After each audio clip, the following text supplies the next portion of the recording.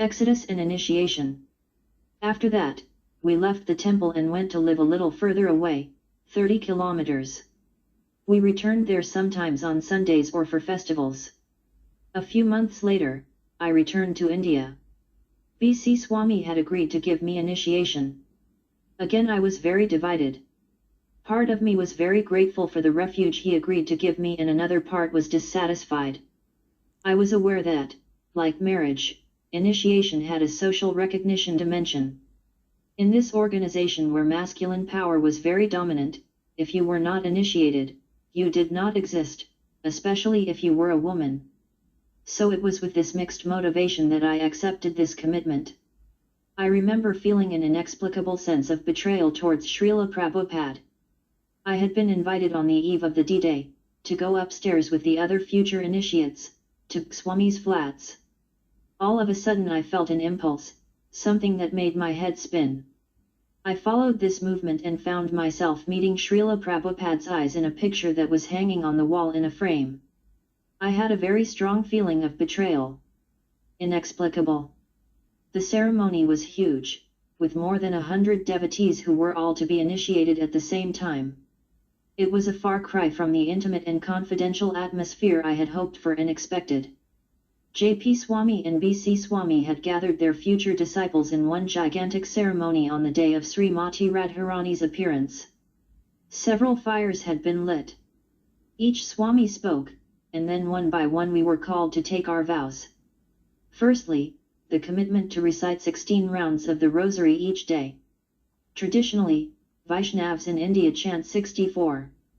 But as this was too difficult for Srila Prabhupada's first Western disciples, he reduced it to 32 and then, as this was still too much, to a minimum of 16 rounds.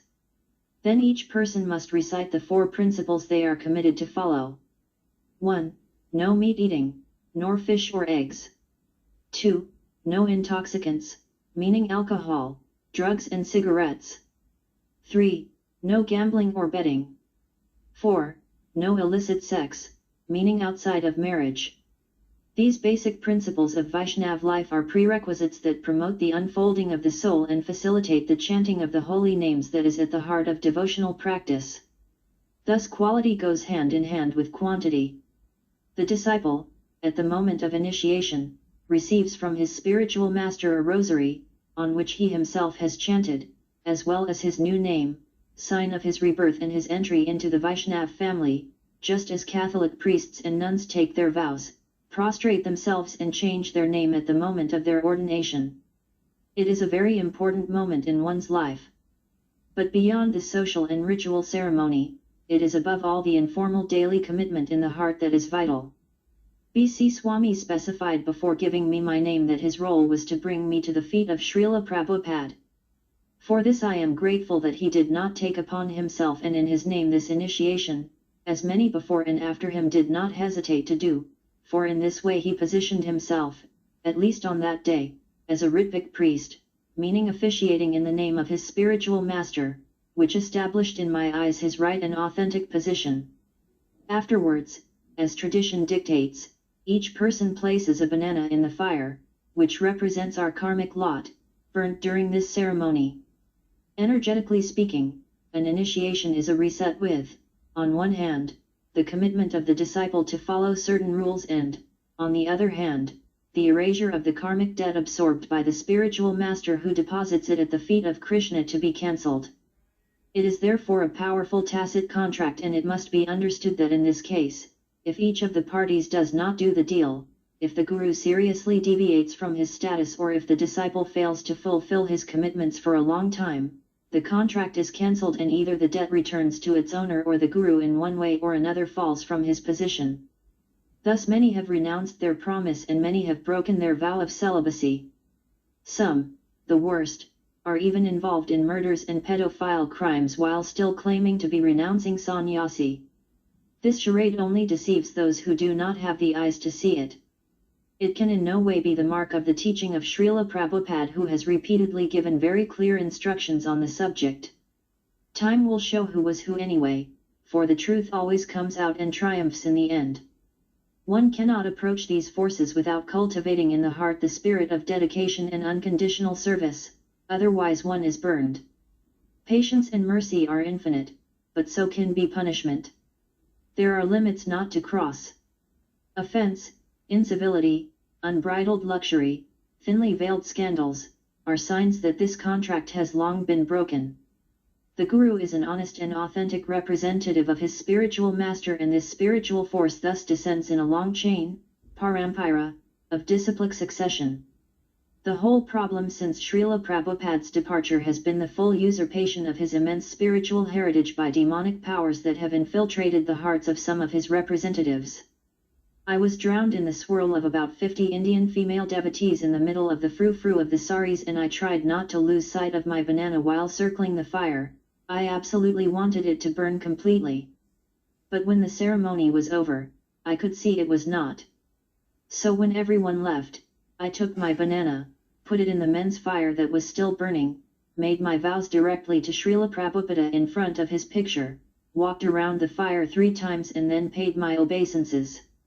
Again, this was done in secret and from heart to heart. There I had the feeling I had been truly initiated and had sealed my eternal commitment and service at his feet with this gesture. It will take me more than 20 years to identify and untie this knot I have kept secret in my heart, like a heavy weight that has obstructed my whole life. To have gone through the family denial in childhood and youth was only an appetizer, when I already had the impression of having passed through a ring of fire. This was something else. It was immensely more profound, serious, and impacting on all the foundations of my own life, because it touched on the truest and most precious thing, the salvation of soul. Being wrong with your family or your husband is annoying, but you get over it, it passes. But to feel at odds with one's guru is very heavy to bear and a very dangerous confession to make.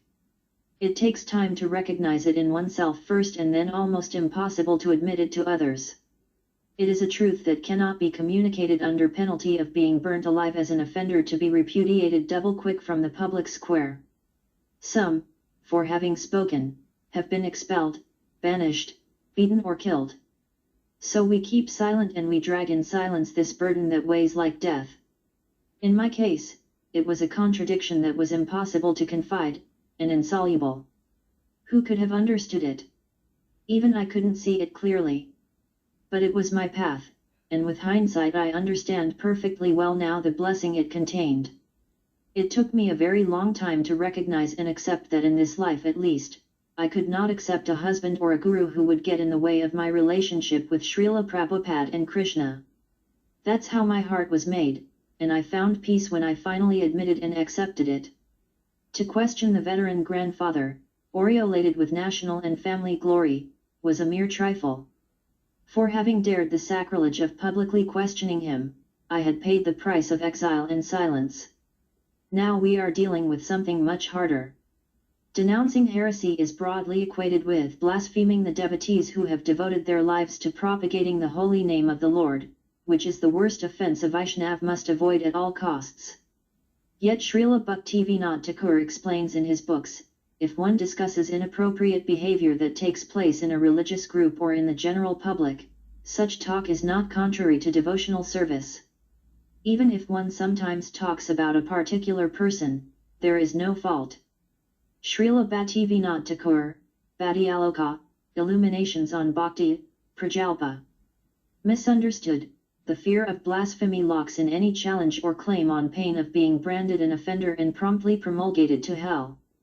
Thanks to this, the scandal continues, decadent sannyasi gurus at the head of an institution they run as an organized gang, holding each other's elbows, and slipping bodies under the carpet as they accumulate.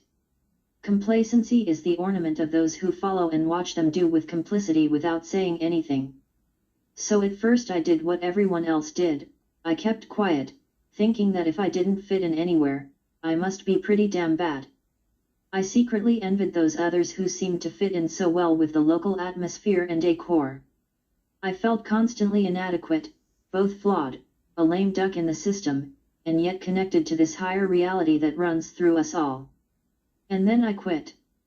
I left.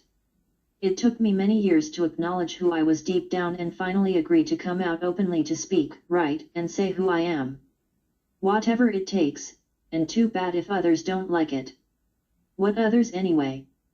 Those who don't see us? Precisely those, their gaze, the one we think they have on us. It's better to detach ourselves from them and live for ourselves, in the heart, in the deepest truth, in our truth. Truth is subjective. The worlds in which we live are all piled on top of each other, without seeing or knowing each other most of the time, like Russian dolls or silent radio broadcasts that nobody hears, or that we hear too much because the other's world is killing our ears. How good it is to be silent and to pass in silence without being noticed in order to joyfully discover the pearls of life embedded in us little by little. We hardly get a glance sometimes, but who cares? The one we give ourselves is more important because it opens up worlds and many other smiles. It is more important to look within, than to look at the world. And so, as if by miracle or magic, we come closer to some others, who carry the same or complementary colors of the world as we do. It is sweet to follow this instinct to nurture the life that is essential to the well-being of both ourselves and other.